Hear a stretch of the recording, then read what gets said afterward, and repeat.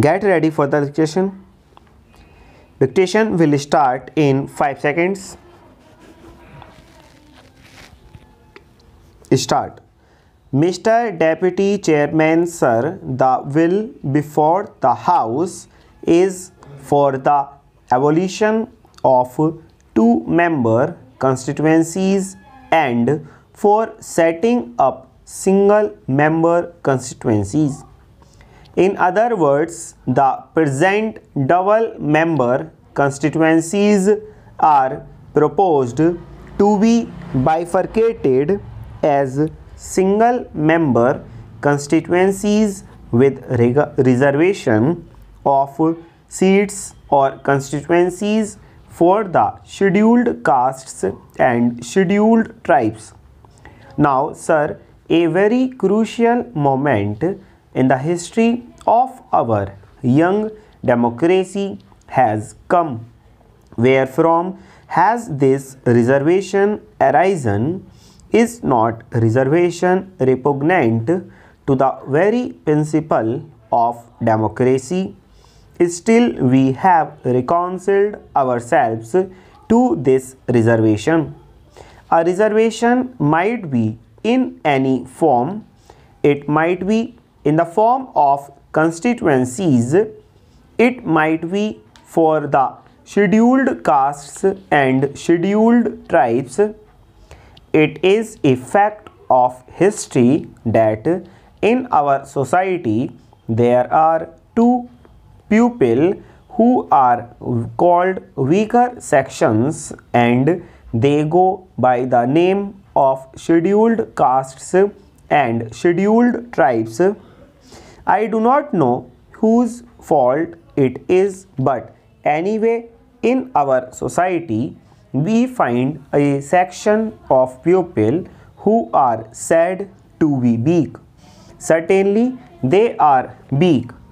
Their cases deserve to be considered and should be given topmost priority, but there is a lot of misapprehension when we talk of reservation of seats.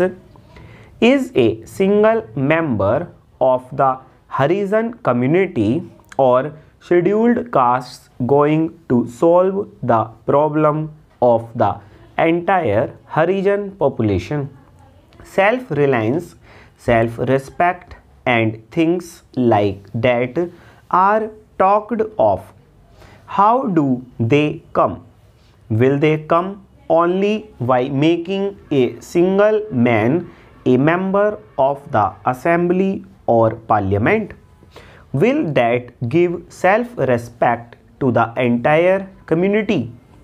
On the other hand, I would believe that self-respect, self-reliance or self-confidence, whatever you call it, can come more by education, more by economic upliftment, more by spread of culture, more by mingling with other classes of people, and these are the measures that are called for at present in order to uplift the weaker sections of the people. Anyway, they are there. Millions of rupees are spent on the uplift of these people, and I am sure never before in the history of this country should a lot of good to these people was done as is being done within these 30 or 40 years of our independence. I am sure all these differences would disappear and India will emerge as a cohesive nation, but in the meanwhile something has to be done. Full stop.